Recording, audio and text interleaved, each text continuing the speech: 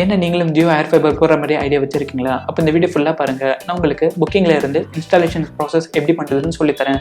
அதுக்கு முன்னாடி நீங்கள் நம்ம சேனலில் சப்ஸ்கிரைப் பண்ண மாதிரி இருந்தீங்கன்னா அப்படியே சப்ஸ்கிரைபும் பண்ணிவிடுங்க. இப்போ வாங்க ஸ்டார்ட் பண்ணலாம். ஃபஸ்ட்டு புக்கிங் ப்ராசஸ் பார்த்துக்கலாம். இப்போ இங்கே மேலேயே AirFiberன்னு ஒரு ஆப்ஷன் இருக்கா, அதை கிளிக் பண்ணுங்கள்.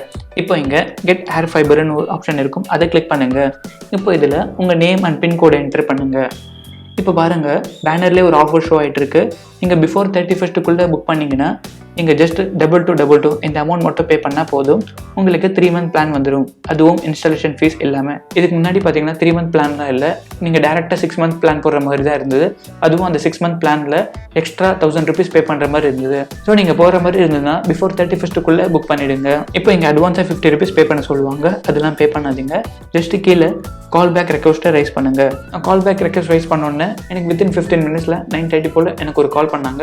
கால் பண்ணி லொக்கேஷன் டீட்டெயில்ஸ் அண்ட் பிளான் டீட்டெயில்ஸ்லாம் கேட்டாங்க. நான் ஒரு ரெக்வஸ்ட் ரைஸ் பண்ணியிருந்தேன். நான் இன்னைக்கு புக் பண்ணேன், இன்றைக்கே எனக்கு இன்ஸ்டால் பண்ணிடுங்கன்னு சொல்லியிருந்தேன். அவங்களும் சேம் டே இன்ஸ்டாலேஷன் இருக்குன்னு சொன்னாங்க. தென் ஒரு புக்கிங்கு தனி பர்சன் வருவாங்கன்னு சொன்னாங்க. நான் புக் பண்ணது 9:30, 12:30 போல் ஒரு பர்சன் புக்கிங்க்கு வந்தாங்க.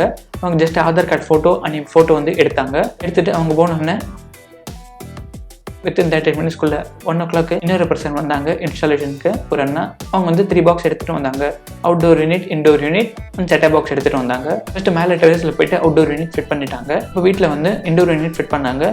ஃபிட் பண்ணிவிட்டு செட்டப் பாக்ஸ் செட் பண்ணாங்க. அது கான்ஃபிகரேஷனாக பண்ணி கொடுத்துட்டாங்க. இப்போ ஸ்பீட் டெஸ்ட் பண்ணுறாங்க பாருங்கள். இது வந்து பேஸ் பிளான் 30 MBPS.